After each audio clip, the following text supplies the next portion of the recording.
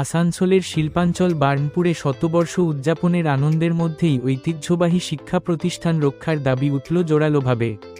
1925 সালে প্রতিষ্ঠিত Burnpur boys high school ও Burnpur girls high স্কুলের শতবর্ষ পূর্তি উপলক্ষে শুক্রবার প্রাক্তন ছাত্রছাত্রীদের উদ্যোগে স্কুল প্রাঙ্গণে বিশেষ অনুষ্ঠানের আয়োজন করা হয়। প্রাক্তনীরা কেক কেটে শতবর্ষ উদযাপন করেন এবং শিক্ষক শিক্ষিকাদের অবদান স্মরণ করে কৃতজ্ঞতা প্রকাশ করেন। অনুষ্ঠানে উপস্থিত ছিলেন পুরপ্রতিনিধি ও প্রাক্তন ছাত্র অশোক রুদ্র সহ একাধিক বিশিষ্ট প্রাক্তনী। একই দিনে নেতাজি সুভাষচন্দ্র বসুর জন্মজয়ন্তী উপলক্ষে ভারতী ভবন সংলগ্ন নেতাজির মূর্তির সামনে বার্নপুর বয়েজ ও গার্লস হাই স্কুল বাঁচাও মঞ্চ এর পক্ষ থেকে প্রতীকী প্রতিবাদ করা হয়।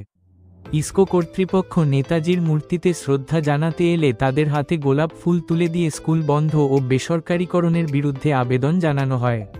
প্রাক্তনীদের দাবি, এই দুই স্কুলে মূলত নিম্ন ও মধ্যবিত্ত পরিবারের ছাত্রছাত্রীরা পড়াশোনা করে।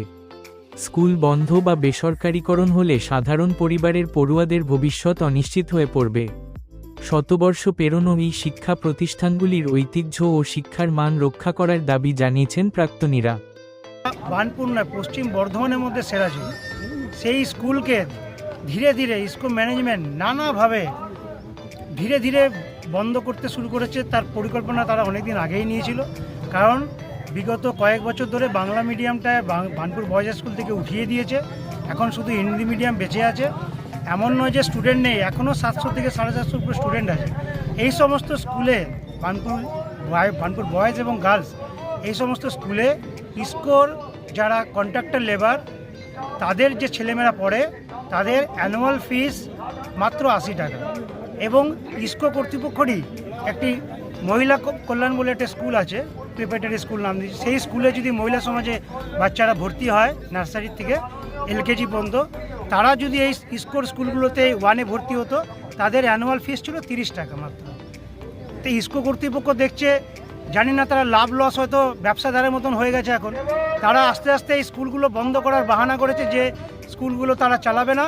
আপনারা দেখেছেন ইসকোর কর্তৃপক্ষ এখন বক্তব্য, এমনকি কেন্দ্রীয় শিক্ষা প্রতিমন্ত্রী এসে বার্নপুরেও বলে গেছেন যে সেলের কাজ হচ্ছে স্টিল উৎপাদন করা, সেলের কাজ এডুকেশন দেওয়া নয়, সেলের কাজ হেলথ দেওয়া নয়।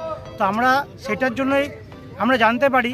এবং আমাদের আরেকটি কষ্ট, আমাদের এই বার্নপুর বয়েজ হাই স্কুল একটা ঐতিহ্যশালী স্কুল, যে স্কুল থেকে বহু স্টুডেন্ট যারা দেশের বিভিন্ন জায়গায় আইআইটি এমনকি সায়েন্টিস্টও হয়ে আছেন, বিদেশে আছেন, প্রচুর আমাদের বন্ধুরা আছে যারা বিদেশে থাকে, এই স্কুল থেকে পাস আউট করেছে।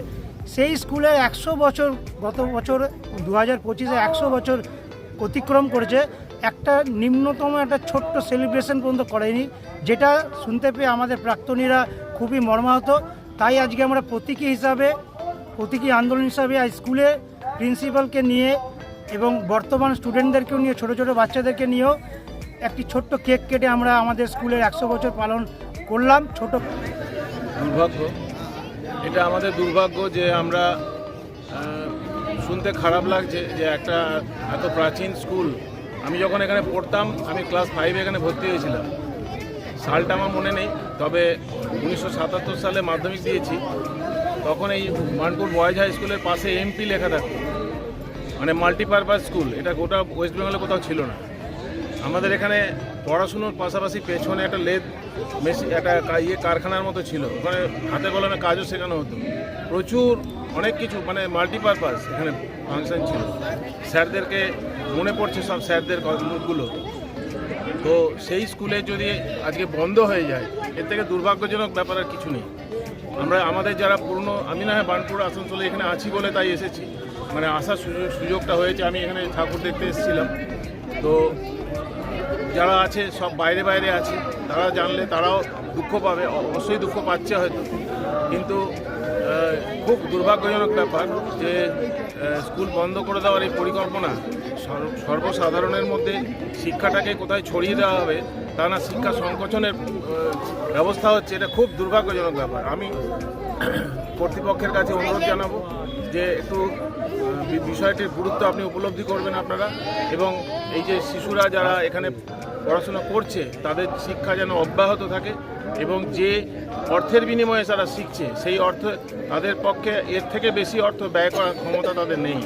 लोग आए आपका पास आज जिले के स्कूल जो बंद करने का एक बात उठा है, इस बारे में वो लोग आया है सर। गलत सुने हैं आप, बंद तो नहीं हो रहा है। कौन बोला है बंद? एक्चुअली वो लोग आया सर, स्कूल के 100 साल हुआ है, उसका लेके आपका पास स्कूल रहेगा, स्कूल तो कभी बंद नहीं होगा। कौन बोला है स्कूल? बार बार विक्षोभ हो रहा है सर, आपका पास भी जा चुका है। स्कूल बंद नहीं होगा, स्कूल चलता रहेगा।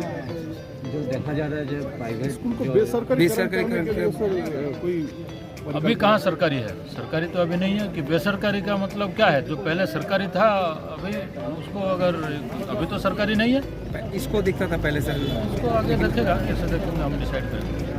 बेसरकारी मतलब क्या है? ये तो सरकारी नहीं है ना अभी। जो अभिभावक लोग हैं उन लोगों का मांग है कि उन लोगों का जो एकदम लोएस्ट फैमिली से आते हैं, इसलिए उन लोगों का कॉस्ट जो आपका बढ़ने जा रहा है। मतलब बढ़ने का वो उसकी मैंने इसके लिए वो लोग बार बार आंदोलन कर रहे हैं सर।